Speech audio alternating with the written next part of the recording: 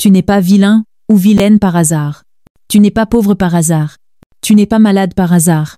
Ta souffrance n'est pas un hasard. Le monde ne fait rien au hasard. Il te répond. Même l'inattendu obéit à une loi invisible. Rien n'arrive au hasard. Apprends à lire les signes. Rien n'est lâché au hasard. Tout a été choisi pour toi. Le hasard est un mot inventé par ceux qui ignorent les lois de l'univers. Tout est symbole, tout est langage. Rien n'est vain. Tout ce qui t'arrive a déjà été écrit dans le livre de ta vibration. Il n'y a pas d'accident, seulement des messages codés. Ce n'est pas en pleurant que tu guéris, mais en décodant. Rien n'est gratuit dans l'univers. Tout porte une signature cachée. Ce que tu refuses de voir reviendra, encore et encore. Ce que tu vis n'est pas un caprice du sort, mais un écho de ton être. Ce que tu crois être un hasard est une lettre adressée à ton âme. Le chaos n'existe pas. Tout est harmonie déguisée. Chaque blessure, chaque joie, tout est un signe à décrypter. Imagine un instant que le mot hasard n'ait jamais eu de sens réel. Que tout ce que tu traverses, chaque sourire inattendu, chaque porte qui claque, chaque rencontre troublante, porte la marque invisible d'une intention cosmique. Comme le murmurait Hermès Trismégiste, Dieu est un cercle dont le centre est partout et la circonférence nulle part. Autrement dit, rien n'échappe à la loi de résonance qui relie l'infiniment petit à l'infiniment grand. Dans cet univers vibrant, tout est message, tout est signe, tout est reflet. Les événements de ta vie ne tombent pas du ciel comme des flèches perdues. Ils s'inscrivent dans un tissu subtil, précis, orchestré avec une intelligence qui dépasse l'entendement. Ce que tu appelles accident ou coïncidence n'est souvent qu'une réponse à la fréquence que tu émets, ou une conséquence d'un passé plus ancien que ta mémoire consciente. Souviens-toi de ce proverbe chinois attribué à Confucius. Quand l'élève est prêt, le maître apparaît. Le maître, parfois, prend le visage d'un ami, parfois celui d'un ennemi. Car, comme le disait Ivanov, le sage est celui qui reconnaît le maître, même derrière celui qui le blesse. On attire ce qu'on vibre. Toi, tu vibres tellement le doute que même ton miroir te répond. Bah, je sais pas non plus. Rien n'arrive au hasard, et surtout pas les êtres que tu croises.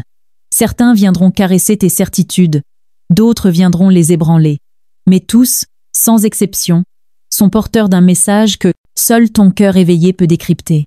Pythagore enseignait que tout est vibration et nombre. Nos pensées, nos paroles, nos actes créent des ondes qui se propagent et reviennent vers nous sous forme d'expérience. Tu n'es pas le jouet d'un destin aveugle. Tu es l'aimant qui attire vers lui ce qu'il porte en lui, consciemment ou non. Pense à cette personne qui, un jour, est entrée dans ta vie, bouleversant ton équilibre. Peut être qu'elle t'a brisé le cœur. Peut être qu'elle t'a révélé un courage insoupçonné. Derrière cette rencontre, il n'y a pas de hasard, mais la signature de ton histoire vibratoire. Tout ce qui t'arrive est là pour te dévoiler à toi-même. Tes désirs secrets, tes peurs enfouies, tes blessures non cicatrisées. Plotin écrivait que l'âme, en descendant dans le monde, oublie sa vraie nature, et le monde extérieur devient le miroir qui lui rappelle ce qu'elle est vraiment. Chaque personne que tu rencontres est un fragment de ce miroir. Parfois, ce miroir reflète ta lumière. Parfois, il révèle tes ombres. Rien n'est neutre, tout participe à ton cheminement. Une rencontre peut être une bénédiction ou une épreuve. Dans les deux cas, elle te parle de toi. Lao Tse nous le rappelle. Celui qui connaît les autres est instruit. Celui qui se connaît est sage. Ainsi, même les blessures sont des professeurs déguisés. Elles te forcent à regarder là où ton mental refusait de voir.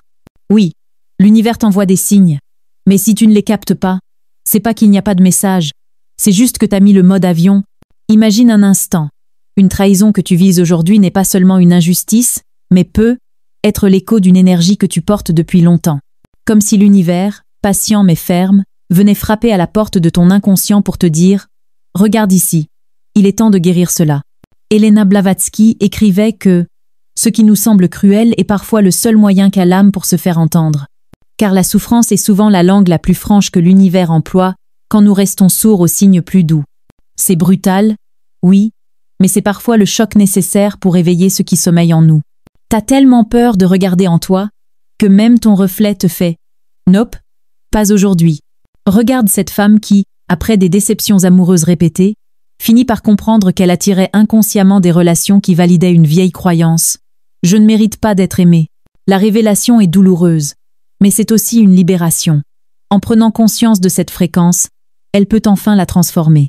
Ramana Maharshi disait Ce qui doit arriver arrivera. Et ce qui ne doit pas arriver n'arrivera pas. Ces paroles rappellent que le flux de la vie n'est ni chaos ni injustice, mais danse précise entre ton âme et le monde. Tu veux décoder l'univers? Commence déjà par décoder pourquoi tu manges à 23 heures. Ce que tu vis n'est jamais un simple accident. C'est la résonance exacte entre ton état intérieur et le tissu invisible de l'univers. Ce que tu crois être un drame injuste est parfois la clef d'une libération profonde. Même ce que tu redoutes le plus contient un enseignement précieux. L'homme, disait Carl Jung, est à la fois le créateur et la victime de ses expériences psychiques. L'univers lui répond non pas en mots, mais à travers des synchronicités, des chocs, des cadeaux inattendus. Et chaque message porte un seul but, te ramener à toi-même. Même ton chat comprend mieux les synchronicités que toi. Et lui, il dort 6 heures par jour. Souviens-toi, rien n'est chaos. Tout est langage. Tu n'es pas le spectateur impuissant d'un théâtre absurde. Tu en es l'auteur caché. Tout ce qui se présente sur ton chemin, que ce soit doux ou violent, n'est là que pour une raison. Révéler ta lumière, tes blessures, tes forces cachées. Comme le disait Manly Pioli, le hasard n'est que l'ignorance du lien. Regarde au-delà de la surface. Cherche la signature dans chaque événement. Car tout, absolument tout, porte le sceau d'un dessin qui attend d'être décodé. Et c'est dans ce déchiffrement que réside le vrai sens de ton voyage. Il y a un secret que beaucoup ignorent. On ne se libère pas en s'abandonnant au désespoir, ni en ressassant sans fin le « pourquoi moi ?» La délivrance ne vient pas des larmes, mais de la compréhension profonde du message caché derrière la douleur. Oui, tous tes messages, même ton frigo vide te dit « change tes habitudes, chef ». Peter Deneuve l'a exprimé sans détour. Aucune souffrance n'est vaine. Seules les consciences aveugles refusent d'en saisir le sens. Tant que tu restes prisonnier de la plainte et de l'incompréhension, la souffrance persistera comme une énigme non résolue. Car l'univers ne parle pas notre langue. Il s'adresse à nous à travers des épreuves, des rencontres, des coïncidences troublantes, des chocs qui viennent bouleverser nos certitudes. Imagine un instant que chaque événement qui frappe à ta porte soit une énigme sacrée, un signe dont le sens est codé, invisible à celui qui ne regarde qu'avec le mental. Manly P. Hall l'a magnifiquement résumé. La vie est un texte sacré pour celui qui sait lire au-delà des apparences. Tout ce qui surgit sur ton chemin porte en lui une leçon vibratoire, un enseignement qui attend d'être dévoilé. Regarde ce jeune homme, qui s'effondre après un échec professionnel cuisant. Tant qu'il gémit contre l'injustice du sort, il tourne en rond dans la prison de sa plainte. Mais le jour où il se demande « Qu'est-ce que cela révèle de mes peurs? Quelle force dois-je réveiller pour me relever ?» Il entame un chemin intérieur qui le transforme. Il cesse d'être victime pour devenir l'alchimiste de sa réalité. Cherche pas un signe cosmique. Parfois, la vie te dit juste « Va te coucher, il est 4 heures du matin ». C'est là le véritable choix que chacun doit affronter. Continuer à croire que le monde est contre soi, ou comprendre que tout, absolument tout, est une pièce du puzzle destinée à notre évolution. Comme le disait si justement Carl Jung, ce à quoi tu résistes persiste, ce que tu acceptes se transforme. Demande-toi, quel miroir me tend cette expérience? Qu'est-ce que cette épreuve cherche à éveiller en moi? Ces questions, posées avec sincérité, ouvrent la porte de ta souveraineté vibratoire. Car l'univers n'est pas un hasard chaotique. Il est un langage symbolique dont toi seul peux devenir l'interprète. Regarde autour de toi, tout est signe. Une rupture, une maladie, un échec, une rencontre inattendue. Ce ne sont pas des accidents, mais des messages déguisés. Le mental, avide d'explications rationnelles, reste souvent sourd à cette langue subtile. Mais ton cœur, lui, sait. Il sait que tout ce qui survient est à la fois miroir et portail.